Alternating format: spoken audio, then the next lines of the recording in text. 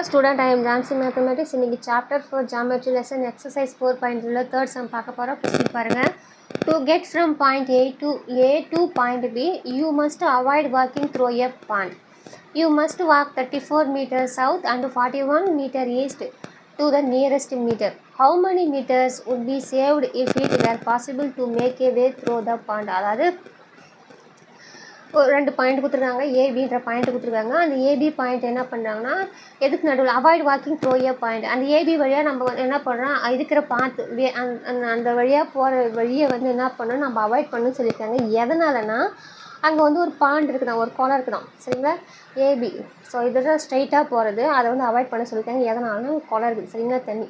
அப்போ என்ன பண்ணுறாங்கன்னா, ஸோ யூ மஸ்ட் வாக், அப்போ you must walk 34 meters south. நான் ஏற்கனவே டேரெக்ஷன் சொன்னல, ஈஸ்ட்டு, வெஸ்ட்டு, நார்த்து, சவுத். அப்போ சவுத்து இப்படி வந்து நடந்து வராங்க. அப்படி சவுத்து சைடு நடந்து வரும்போது 13 மீட்டர் ஆகுது. சவுத்துக்கு வந்துட்டு என்ன பண்ணுறாங்க, திரும்பி ஈஸ்ட் சைடு போகிறாங்க. ஈஸ்ட் சைடு போகும்போது எவ்வளோனா 41 மீட்டர் சொல்லியிருக்காங்க, சரிங்களா. ஸோ என்ன நியரஸ்ட் மீட்டர் என்ன கேட்டிருக்காங்கன்னா, how many meters would be saved if were possible to make a way through the pond, சரிங்களா. இப்படி சுற்றிட்டு போனால் எவ்வளோ ஆகுதுன்னு கேட்டிருக்காங்க. இப்படி ஸ்ட்ரெயிட்டாக போனாலும் எப்படி ஆகுதுன்னு கேட்டிருக்காங்க, சரிங்களா. எவ்வளோ சேவ் ஆகுதுன்னு கேட்டிருக்காங்க, சரிங்களா. இந்த சைடு நம்மளை நடக்கக்கூடாதுன்னு சொல்லிட்டாங்க, குளம் இருக்குது. இப்போ இந்த சைடு இப்படி சவுத்துக்கு வந்து ஈஸ்ட் வழியாக போகிறது வந்து 34 மீட்டர் 41 மீட்டர். ஸோ ஃபஸ்ட்டு நம்ம ஹைப்போட்டெனியூஸ் தான் கண்டுபிடிக்கணும். So using Pythagoras theorem.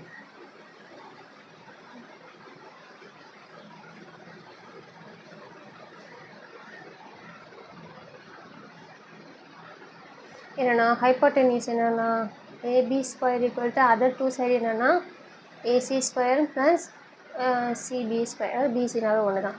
So AB square equal to AC வந்து என்னென்னா 34 ஸ்கொயர் ப்ளஸ் பிசி ஸ்கொயர் வந்து என்னென்னா 44 square. So AB square equal to 34 square பண்ணிங்கன்னா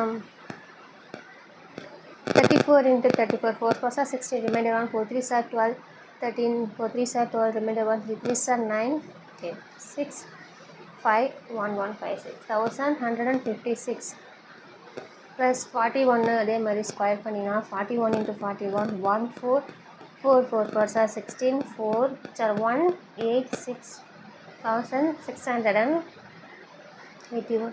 so AB square equal to, so ரெண்டுத்தையுமே நம்ம இப்போ ஆட் பண்ணோம்னா 1 1 5 6 ஆட் பண்ணிங்கன்னா 7 8 plus 5 13, remainder 1 7 8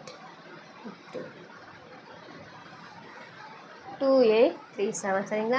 இதுக்கு வந்து நமக்கு ஸ்ட்ரைட்டாக ஸ்கொயர் ரூட் எடுக்க முடியாது. நம்ம என்ன பண்ணோன்னா அதுக்கு வந்து அந்த நம்ம லாங் டிவிஷன் மெத்தட் நம்ம யூஸ் பண்ண போகிறோம். ஸோ அப்போ யூஸ் பண்ணலாம்.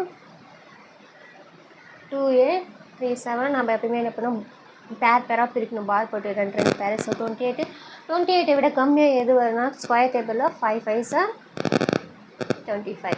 ஸோ 8லேருந்து 5 மைனஸ் பண்ணிங்கன்னா 3, அந்த 3 ஏற்றிக்கினா 33. இது என்ன பண்ணணும், இங்கே எந்த நம்பர் இருந்தாலும் 2 மல்டிப்ளை பண்ணி இங்கே போடணும் 10. இது மாதிரி இந்த 7 ஏற்றிக்கலாம்.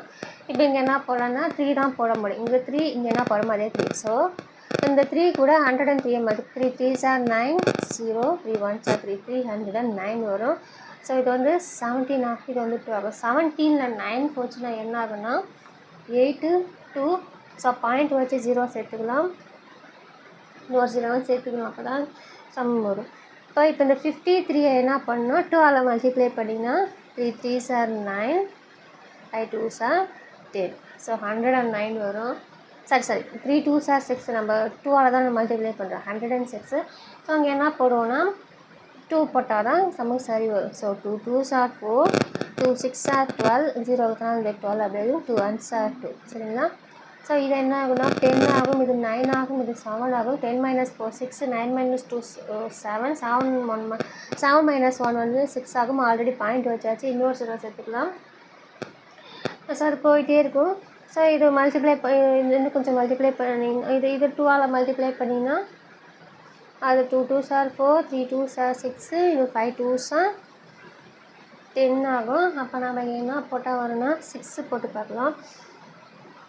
அப்புறம் இன்னொரு 0 சேர்க்கணும். 6 6 are 36, remainder 3, 6 4s are 24, 25 26 27, remainder 2, 6 6 are 36, 37 38, remainder 3, இங்கே 0 இருக்கிறதுனால இந்த 3, 16s are 60. அப்போ அதிகமாக போகுது. அப்போ இன்னொரு 0 போட்டால் தான் இங்கே 6, இங்கே 7, இங்கே 8, இங்கே 3, இங்கே 60 இப்படி வருது. ஸோ இதோட நம்ம ஸ்டாப் பண்ணிக்கலாம்.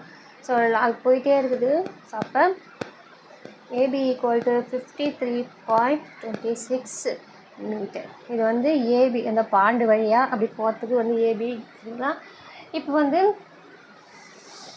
இப்படி இந்த சைடு வழியாக போகிறதுக்கு, இப்போ இந்த சைடு வழியாக ஏசியிலேருந்து பிசிக்கு போகிறாங்கல்ல, ஸோ அந்த வழியாக போகிறதுக்கு எவ்வளோன்னு கண்டுபிடிக்கலாமா?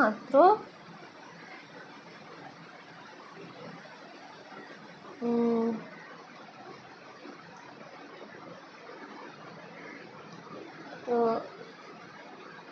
and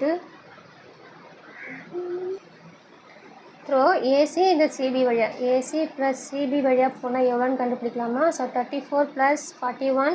ஸோ 34 + 41 என்ன ஆகுதுன்னா 75 மீட்டர் ஆகுது சரிங்களா.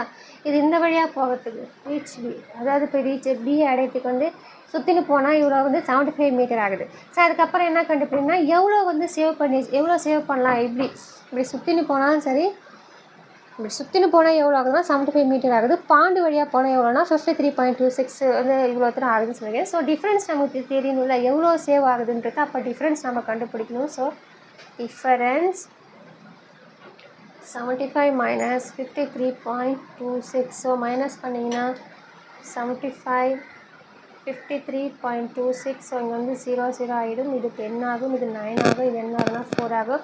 10 - 6 வந்து 4 ஆகும், 9 - 2 வந்து 7 ஆகும், 4 - 3 1 ஆகும், 7 - 5 வந்து 2 ஆகும். அப்போ எவ்வளோ வந்து சேவ் ஆகுதுன்னா 21.74 மீட்டர் வந்து சேவ் ஆகுது சரிங்களா. ஸோ நம்ம இது ஸ்ட்ரெயிட்டாக எழுதிக்கலாம். we can save 21.74 meter by walking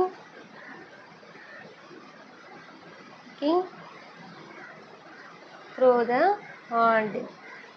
bond வழியாக, அதாவது அது குளத்து வழியாக நம்ம போகும்போது எவ்வளோ வந்து நமக்கு வந்து சேவ் ஆகுதுன்னா 21.74 மீட்டர் வந்து சேவ் ஆகுதுன்னு சொல்லியிருக்காங்க. பாண்டு வழினா என்னது, இந்த சைடு போகும்போது 21.74 மீட்டர் சேவ் ஆகுது அப்படின்னு சொல்லியிருக்காங்க. அவ்வளோதான் இந்த சம். தேங்க்யூ.